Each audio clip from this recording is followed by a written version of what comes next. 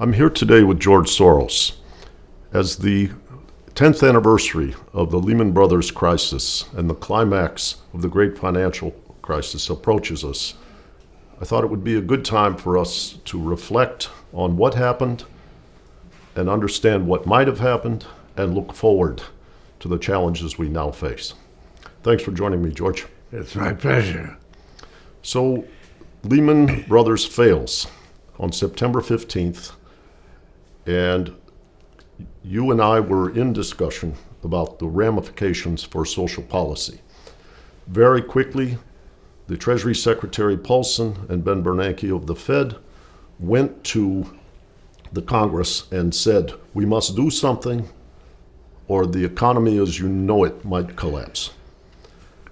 You and I talked about this, and I'm curious to reflect now on what did you see at the time and what did you recommend as the TARP legislation was approaching? Well, actually, we were very much doing it together. Yes. Because we both believed that TARP was designed by Paulson the wrong way, because it was designed to take over the bad debts of the banks, instead of using it to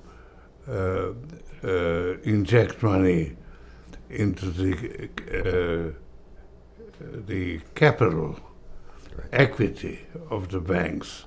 When you put money into equity, it has at that time the leverage was roughly 20 to 1. So it was 20 times more powerful money injected at the level of the equity than at the level of the balance sheet. Yes. And $800 billion would have been actually sufficient to recapitalize the banks, to provide relief for the mortgage holders and correct the imbalance in the economy. But they didn't do that in the design, and with the help of our friends Robert Duggar, Congressman Jim Moran in the House of Representatives, and Chairman Barney Frank, you inspired a conversation.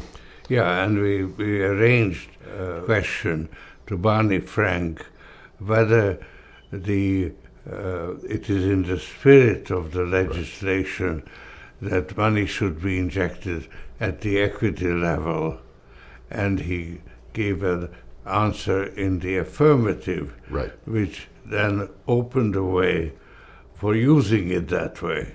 Which Paulson ultimately did invoke and utilize, though perhaps in a way I know that you didn't entirely agree with, because it was not voluntary, it was compulsory for many banks. Yeah, and he called in leaders of the banks and forced them to take a certain amount that he allocated to them, and by doing that, he actually stigmatized the banks.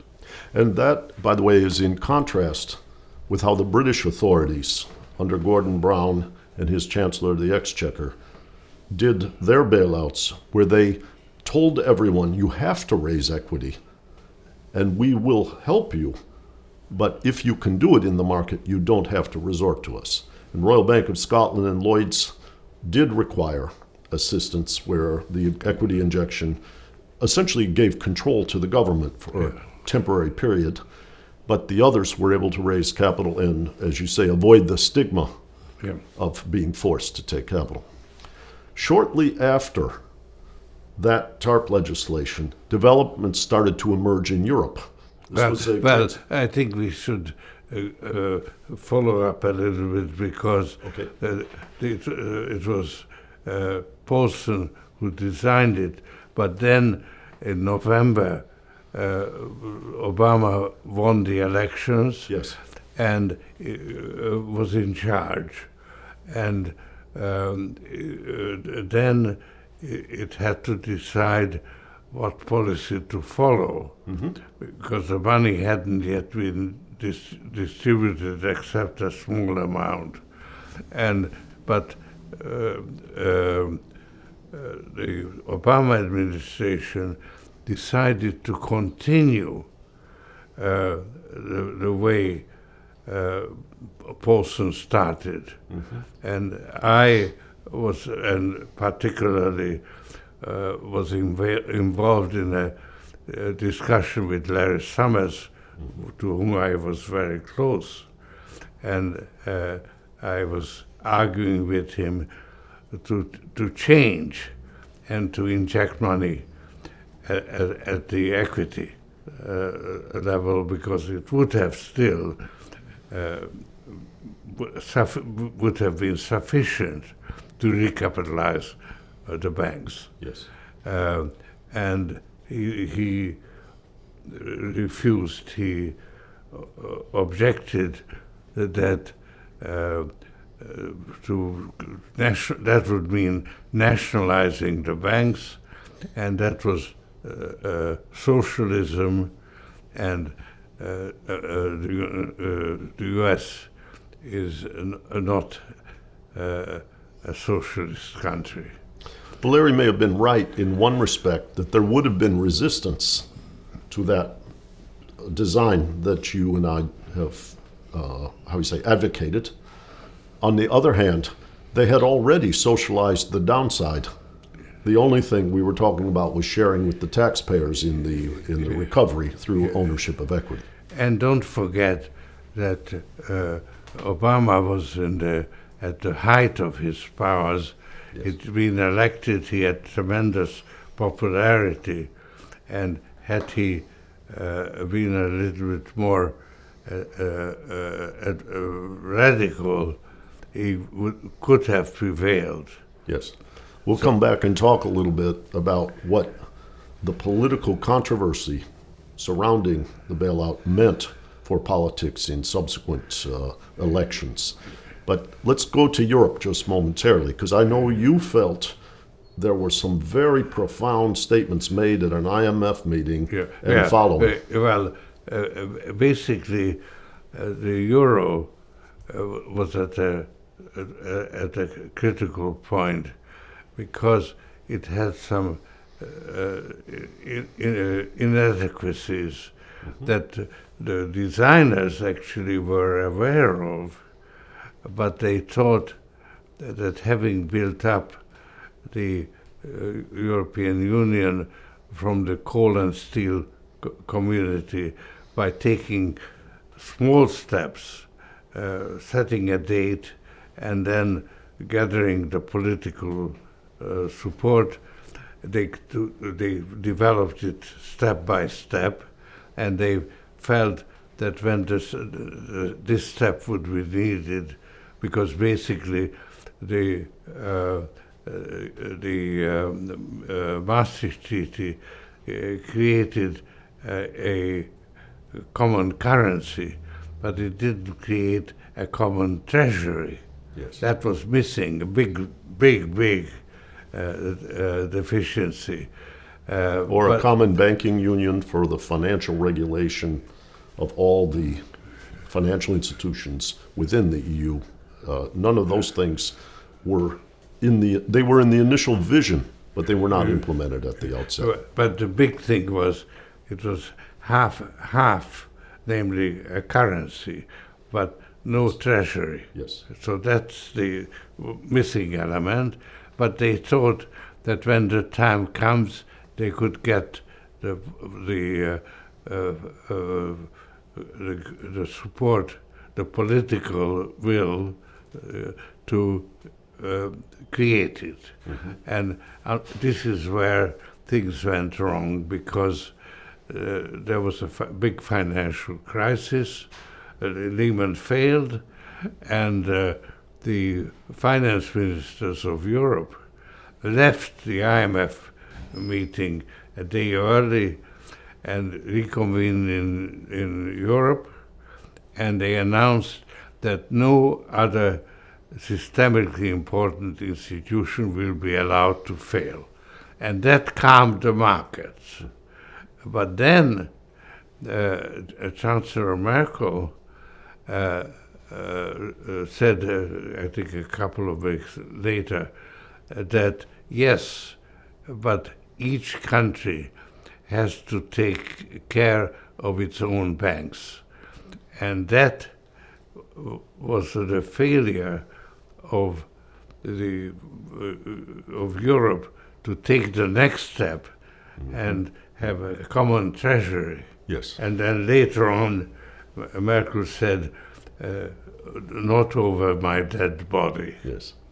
And I would imagine she read the public opinion certainly of Germany, yes, the right way, actually, by saying that.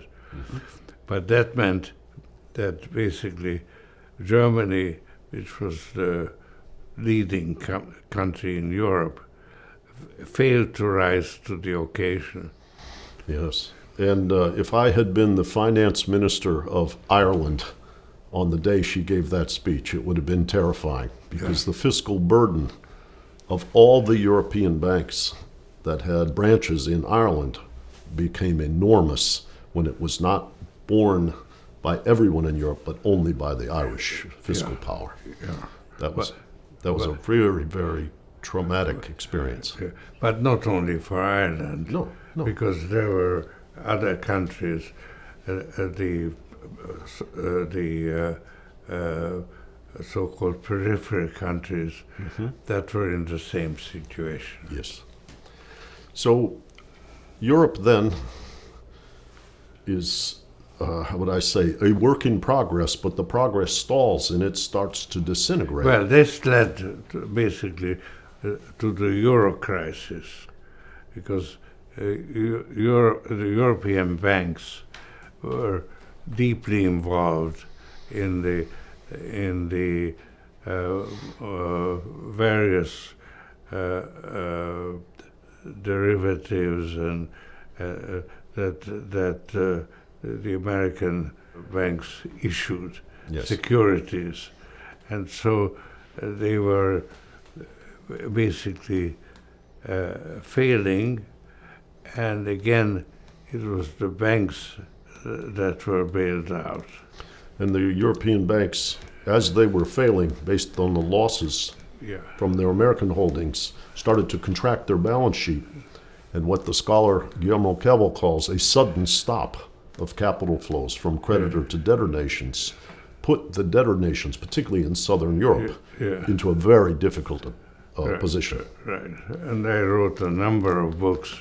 Yes. I called it The Tragedy of Europe. Yes, yes. So, George, turning back to the United States, there was the bailouts and a fiscal bill put forward to stimulate the macroeconomy. But at the same time, it seemed that there was a residue of tension. There seemed to be a widening gap between the haves and the have-nots. Many people, the Tea Party on the right and Occupy movement on the left, were forming, and they both felt that the government was taking care of the powerful and not the people. And the most profound evidence of that was something that you had objected to going all the way back to TARP, which is money needed to be used to relieve the burden of the mortgage overhang. All of the people who had mortgages that were deeply underwater did not receive any relief. Yeah. Well, there was an additional problem with providing relief for the mortgage holders. I think Obama could have prevailed if he had been advised well to inject capital in the banks. But when it came to bailing out the mortgage holders, there would have been an uprising by the majority of house owners who never took out mortgages, who would have objected to bailing out the people who took too big a mortgage. Yeah.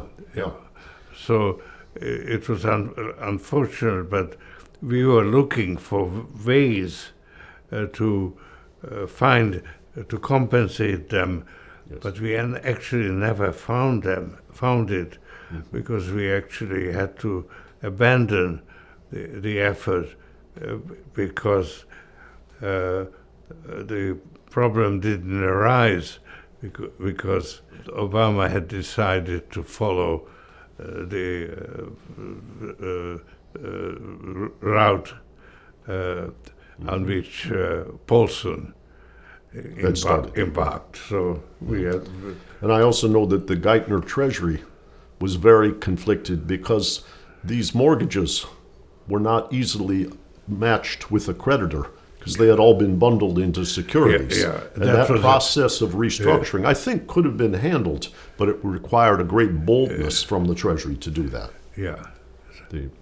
So we move now to the electoral process. Obama has done the bill for fiscal stimulus. They've done the bailouts in the way they did. The tensions are rising with Occupy and the Tea Party. And the first stop is after Senator Edward Kennedy died, they held an election. And that election was in 2010 in January, right after the large Wall Street firms had paid extravagant bonuses, which, in contrast to having just been bailed out, seemed to enrage people. And by the fall of that 2010, the midterm election, the House turned to Republican control. And then the next elections, I think Senate in 2014. Yes. And then Trump was elected in 2016. So that was the political price. I think it's really, you shouldn't give the same weight to the Occupy movement as we should give to the Tea Party. The Tea Party consisted of two components. One were the small businessmen who had been deprived of their livelihood by the failures, the lack of relief, and that their small banks, their community banks, were not bailed out and supported like the big banks. So that was one component, and the other one were actually the evangelical Christians. It's a strange combination, but it was a very powerful one because they got tremendous financial support from the Koch brothers, who had actually a different reason for supporting them, because they were producing. They're in the energy business. Dirty energy, and so they wanted to protect their business. Well, their efforts on the right obviously prevailed, if you say Occupy's on the left, because the politics of both House, Senate, and White House are now controlled by the Republicans. So it's really the Tea Party and the support that they got from the Koch brothers that made them so influential. We go back to TARP again for a moment. I remember right as the bill was passing, you said to me, "This is a very dangerous moment. We may have to do something." You talked about the 1931 Austrian and German banking crisis.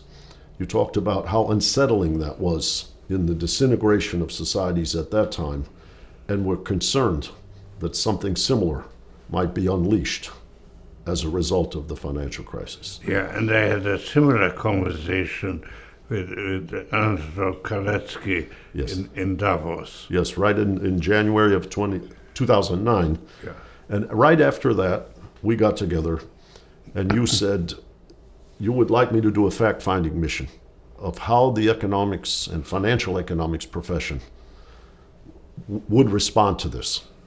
And it culminated by October of 2009 in a group of 30 economists, including many Nobel laureates from all over the world, came to Bedford in New York to discuss the failures of the experts. And that was the foundation of INET. Yes. Yes, and I remember after 3 days, we had been talking almost daily for months, but after 3 days with these people, you and I sat down for lunch.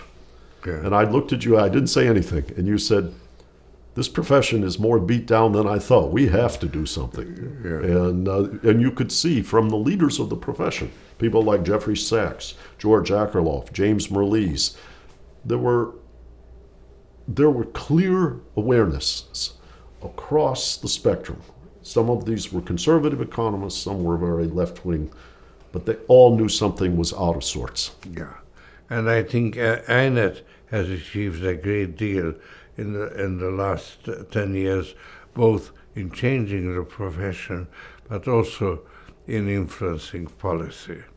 Well, So I kind of played the same role with INET as the Koch brothers did with Tea Party, but they were doing it to further their business, and I did it because I was concerned with and I am concerned with the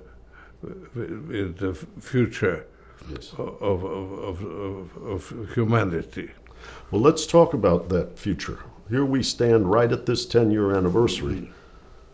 Are there things that unfolded in those 10 years that particularly surprised you?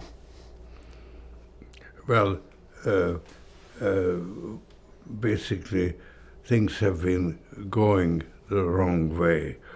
A lot of it, of course, was due to the fact that the United States was moving in the wrong direction, because the U.S. had been the supporter of open society idea all over the world, not an impartial supporter. So it was, but it was at least one of the objectives of American policy to help democratic development all over the world. Yes. And the U.S. was going in the wrong direction. I mean, basically, I distinguish between two kinds of regimes. One where the elected leaders are supposed to protect the individual freedom. That's what I call open society. And the other, where the rulers are using all the levers of power that they control to maintain themselves in power and to enrich themselves personally.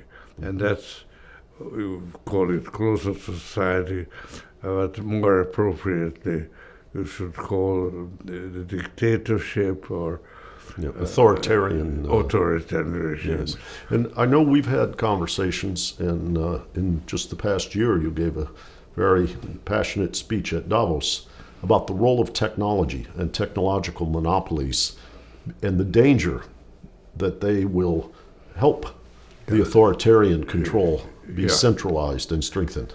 Yeah, well, that's what is now posing an unprecedented threat to open society globally, because the techniques of AI are designed or are more suitable to control, to exercise control over the behavior of the individuals, then that is a problem for open society that needs to be controlled.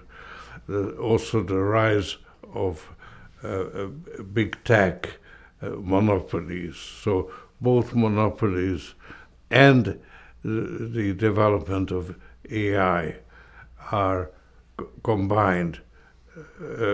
They are threats to open society, and they are technological devices to improve the ability of dictatorships to control the individuals under their rule. And in this respect, Xi Jinping's China threatens is a tremendous threat to the to open society. Fortunately, there is resistance within the Chinese people to the rise of Xi Jinping, and this is not well known to the general public, but he actually was rebuffed at the Baidu conference this summer, and the retired leaders like Zhu Rongji and so on have still a lot of respect, and there is also a tradition in the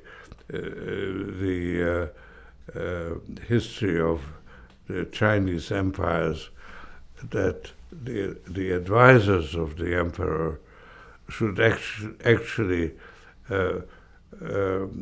voice their opposition, even if it means that they are going to be killed. So there was this resistance, and he's been taken down a peg, and apparently there is a real strong desire among the Chinese people to resist Xi Jinping. So since democracy can't be imposed from the outside, we really have to find ways to support the Chinese people in asserting their devotion to democracy. So we look around the world 10 years after the crisis, and we see tumult in Europe, an unresolved Eurozone, more authoritarian energy in Europe. In the United States, they've relinquished the role of providing what you might call the public goods, the underpinnings for democracy, and we see the rise of China. This is a very, very challenging and ominous time. But things have been going the wrong way. Yes. There's no question about it. Open society is under siege and fighting a rearguard battle trying to protect what has been achieved.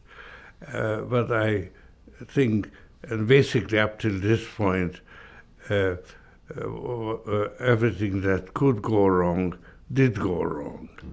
But I think that the tide is about to turn, and I think that in November the change will come in the U.S., and I think the Democrats will win both houses of Congress, and that will have a tremendous effect also on Europe, because in Europe things are still moving in the wrong direction with the rise of Orban and in Hungary and Salvini in Italy and Bannon trying to organize a sort of a league of leagues fighting for a different, the opposite of